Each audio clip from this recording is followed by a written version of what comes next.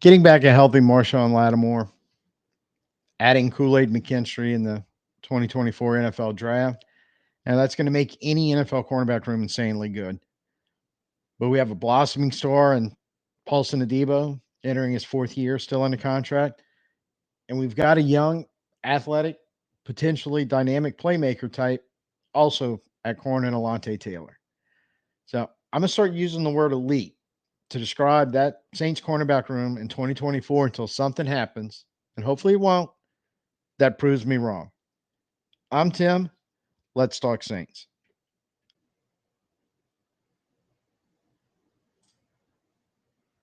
So before we start talking about the cornerback room, I think I need to back up a little bit so we can talk about the word elite and how it applies to the cornerback position in the modern era of NFL football. Because elite used to mean um, just that total shutdown corner that could take the other team's number one receiver completely out of the game, make him totally disappear and irrelevant, or he could shut down a whole third or even half of the field without needing much help, if any at all, to the point where nothing was going to go on in there. And even if the offense tried to dip in there, they were going to make a big play and shut it down, as the phrase came from. You know, talking about guys like Deion Sanders, Darrell Green, Darrell Rivas, Champ Bailey. Remember that era because that kind of started to coming to an end in the early 2000s, 2000 teens. I think mostly because of rule changes and specifically the way the game's officiated nowadays. It's just such a heavy lean towards the offensive side of the ball and sparks and enables a lot of this offensive innovation we've been talking about since the Saints are now trying to do change their offensive scheme. Just puts it in a position where I don't know if you could ever, even guys coming up who could be as good as the names we were bringing up and others who played in that era with them, it's just not going to be allowed, for lack of a better word. Read into when I say allowed, talking about NFL rule changes and the way it's officiated, read into that what you will. It's not impossible, though. And I think that's what the new definition of elite is. They can still do it most of the time. Just sometimes stuff happens that steps in that's out of their control, or also the fact that so much is coming at them at a faster pace that even back a few years when Darrell Rivas played, much less when Sanders was playing back in the 90s, it's altered the game a little bit. And even the best guys, I think, can get caught a little bit on everything that's going on. But what makes them elite is it doesn't happen very often. When it does happen, they don't start conceding throws or backing way off. If anything, it just spurs them to push forward even harder. Oh, you got me on that play? Oh, I'm going to get you on this one. I think that dog in them because it's got to be there now. It's one snap and clear. Can't worry about the last one. Got to keep moving on to the next one. I think the better cornerbacks that you're going to put a lead on nowadays. I think all corners, elite cornerbacks, have had that. I think especially now, you're not going to get by on just being very fast, break on the ball type guy. There's also got to wrap your head around the fact that, man, there's going to be times when I'm going to look really bad out here on the outside all by my lonesome, and I'm going to catch some crap for it. The best way to counteract that is go ahead, make some stops, and make some plays.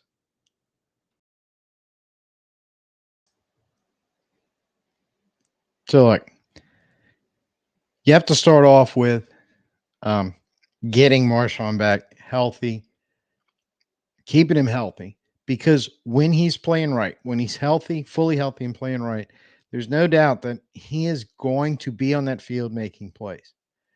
He can make plays obviously in the passing game, defending throws downfield, short throws.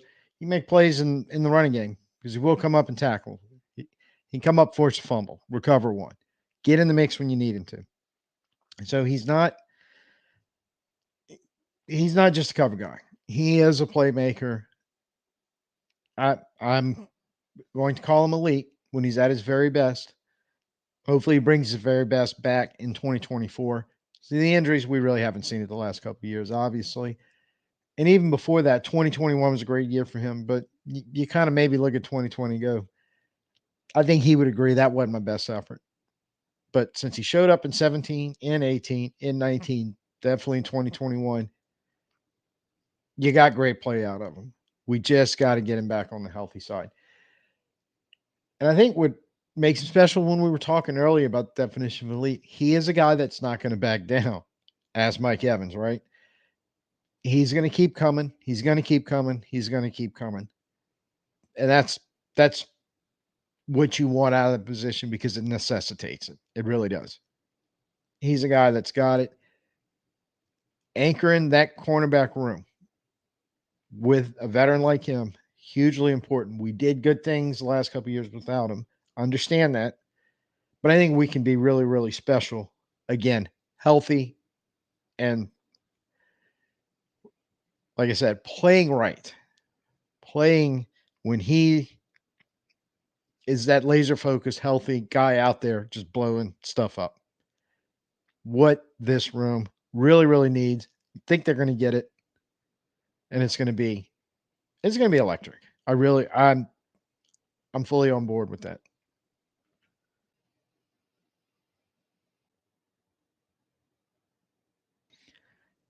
Next guy I'm gonna bring up is Kool-Aid McKinstry because a lot of what we were just talking about with Marshon Lattimore applies to him. Now, I'm not saying he is going to be the second best corner. I'm not discounting it as a possibility either, but it just ties in nicely with Marshon because for 3 years, it doesn't get any more elite than playing cornerback for Alabama against SEC quarterback wide receiver combos. Not to mention some of the stuff he fell into out of conference in some of the games they played. Look, he held his own, more than held his own. He brings what you see in those 3 years, and as mentioned in his draft profile and everything, a lot of things that made Marshon in 2017 a first round pick. Now, will it translate? Well, that's the question for any rookie that's drafted. And outside of a quarterback, cornerback's got to be right up there, if not number two, close to it on the next hardest position to really translate from what you do at the college level into the pro level. But by all accounts, everyone is thinking he was a borderline first round guy. A lot of people had him there. Everybody thinks, look, it should translate. He's going to be able to play at the level. He's going to be of the NFL. He's going to be very, very good at it. It kind of sparks out because um, in that period early in the second, teams were making moves to trade up for like Cooper DeJean, him, Lassiter. There was a slew of corners all falling right in that little area of guys that they might be able to slip in the first round. They did in the top of the second. There was a lot of teams interested, and the Saints had to trade up to secure him. So some draft capital, but that's a lot of teams all seeing something going kick and play. Foot injury maybe might have caused some teams to back off. Apparently, he's over that.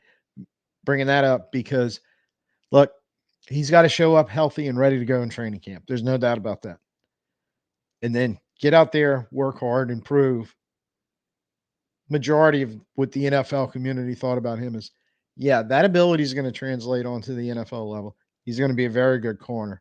And you're adding a good young corner while you're bringing, for all intents and purposes, you've brought back Lattimore. Like I said in the opening, that's a very good start to what you're trying to accomplish in that room. And we got to talk about Paulson Adebo. I'm going to bring this up uh, from Pro Football Focus, PFF, who does kind of the film grading for every player in the NFL. Not to go too deep into this, but it's kind of widely accepted as some type of benchmark, mostly because when they're reviewing film and grading it, they're just, like, lack of a better word, kind of going down a specific list of things they're looking for, and either you do it right or you don't. And they kind of put a grade accordingly, trying to get it to be a little more subjective than objective of just the eye test, trying to figure out who's better than who. Like I said, it's a benchmark. I don't think it's the end all be all, but I think it can give you a pretty good idea, along with some analytics and other stuff of how well a guy's playing.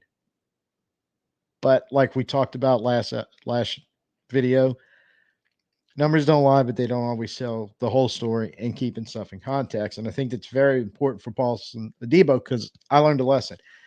First 2 years, and if you would go to the reason why I brought up PFF's grades, if you go look at them, you'd be like, and up and down.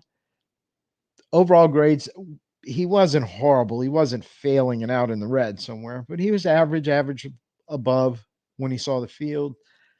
You could see him have the ability to make some plays and do some great things, and then other times a little lost and maybe not playing fast, more kind of playing slow and thinking maybe. But you get what I'm saying here. But there were guys out there, and I'm gonna give out a shout out to Ross Jackson, who for years was saying, "No, this guy is a great player." From the time we drafted him, Ross was like, "He's going to be a great player. He's going to be a great player. He's going to grow into possibly an elite type player." Uh, yeah, I never saw it. I was like, God, man, I don't know. And there were other people saying that, put him inside the organization and right outside of it, who looked at him a lot, saying, "Yeah, oh yeah, that's a distinct possibility." I never saw it. Yeah, well, we saw it last year. I saw it. My apologies to Ross. You were 100% correct if you happen to ever see this. But yes,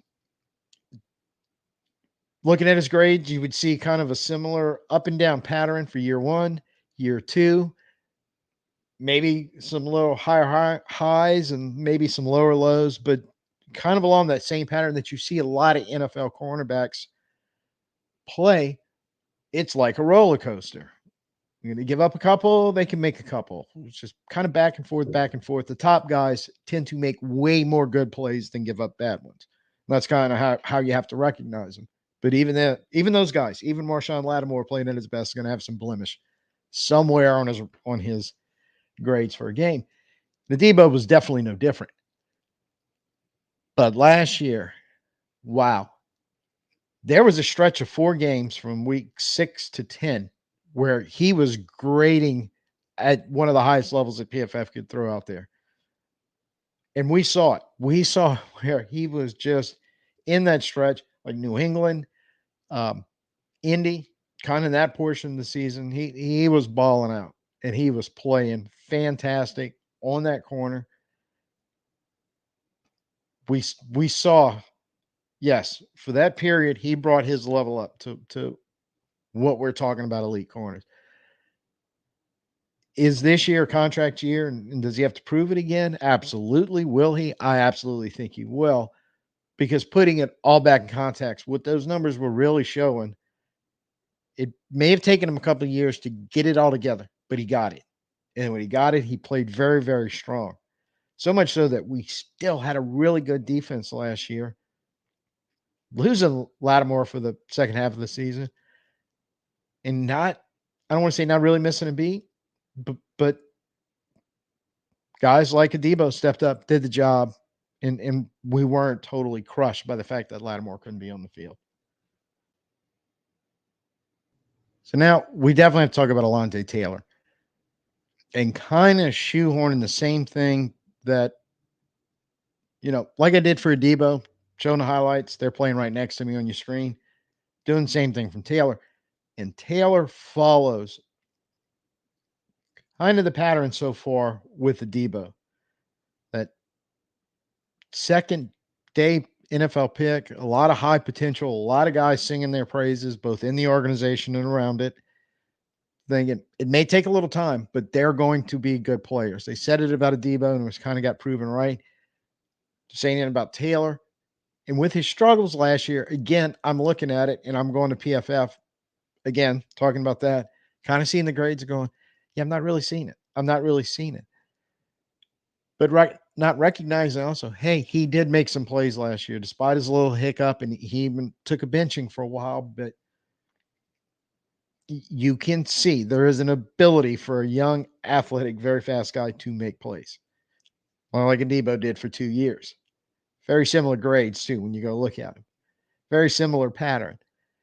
And this offseason, we heard defense coordinator Joe Woods talk and Taylor talk a little bit during OTAs and mini camps and all, basically acknowledging that they kind of threw him to the wolves, moving him from outside, where I thought, yeah, they never should have did it, to the inside corner position.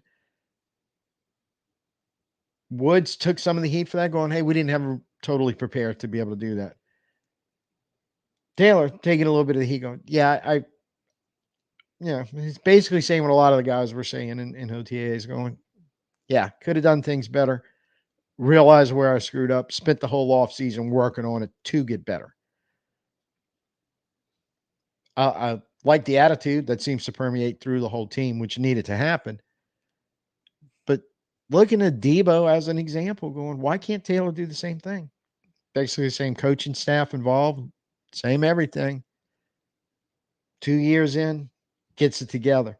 If he can get halfway to 3/4 of the way that Adebo made the jump from year 2 to year 3 last year, we're going to be really, really good with him in the slot or the third or fourth or where, however they're going to use that. Those 4 guys, the way it all meshes out. But all I know is you got 2 really good guys with NFL experience, a really good incoming rookie, and going into a third year guy who just may be on the verge of that breakout like Adebo had last year. I'm loving this room. I'm loving this room a lot. And just going to wind it up with the 5th guy that's there. That, yeah, probably not getting a lot of love or attention or anything or mention even from some of us who follow the team and know about Will Harris. So we have talked about him a little bit, talked about him in the safety video where he may have a shot at showing up there. But he was primarily a corner in Detroit. He could factor into this room very heavily for depth purposes and maybe some scheme purposes now and again, depending on what you want to do.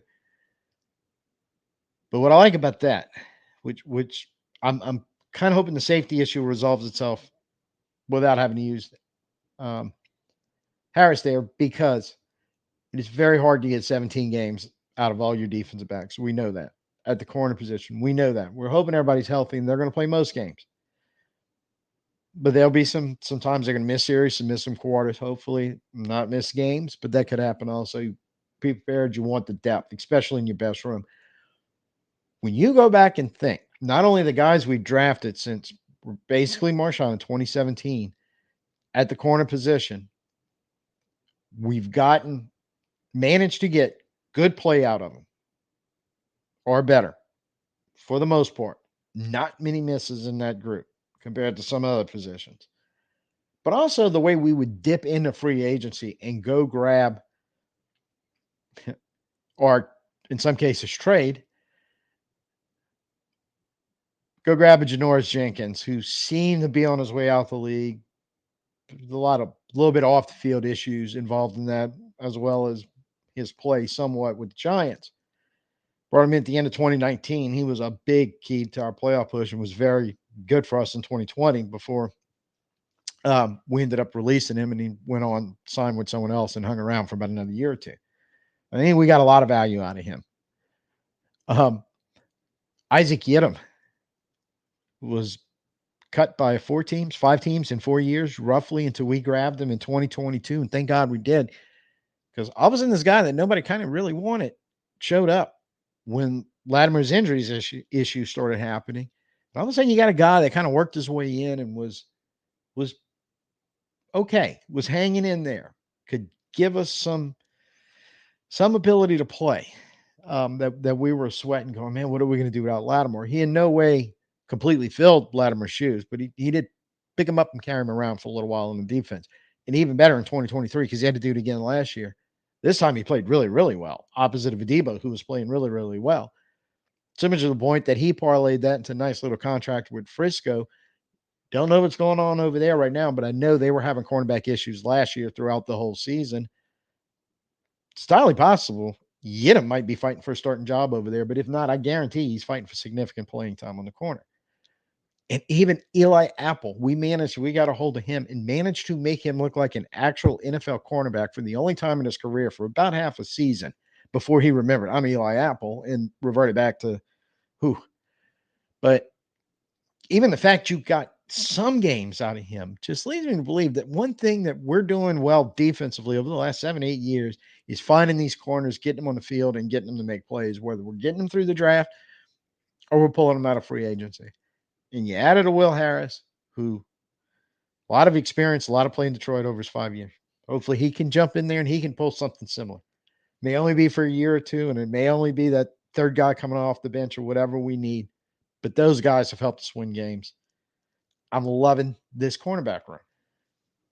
So I have to sum it up with I love the room. I really do. I think a lot of good things can happen,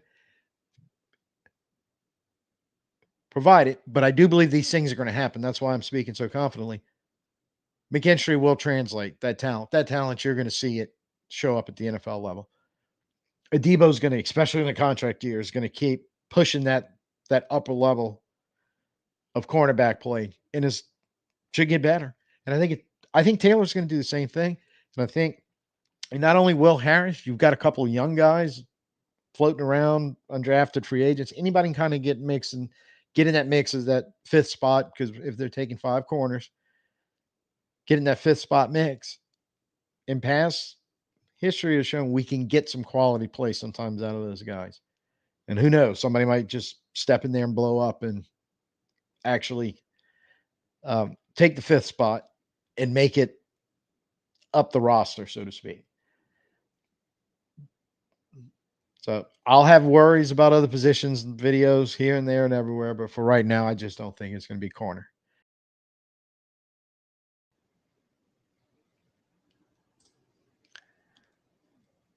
So look, if you're with me thinking that we will have an elite corners room in 2024, multiple guys just balling out and giving us a great position all the way across from the first guy to fourth, even potentially the 5th guy they keep. And anything less than that is going to be a major disappointment. So if you agree with me on that, bang that thumbs up button down there and let me know. Throw up what you think about the cornerback room in general and specifically the players. Drop in the comments. Let me know what's on your minds. If you're new to the channel, go ahead. Please hit the subscribe. Jump down in the comments too and let us know what you think. So until next time, peace out. Who dat?